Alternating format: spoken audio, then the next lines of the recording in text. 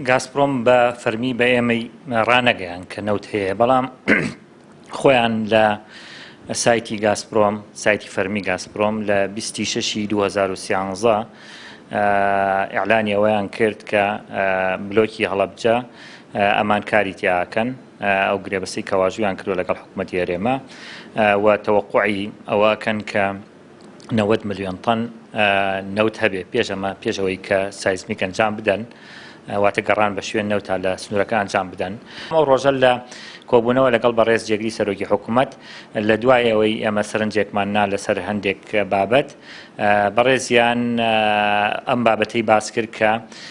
کۆمپانیای گازپرۆم لە بلۆکی هەڵەبجە لە ڕووی دەرهێنانی نەوتەوە فەشەلی هێناوە.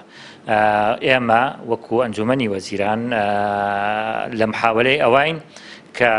قەناعەتیان پێ بکەین و بەرهێنان بکەن لە بواری غازی سروشتی لە سنووری پارێزگای هەڵەبجە و سایتی فەرمی خۆیان گازپرۆم و تا ئێسش بەردەوامە کە ئاماژەیان نەیەوە بەوەی کە بلۆکی هەڵەبجە نەوتی تیان نییە.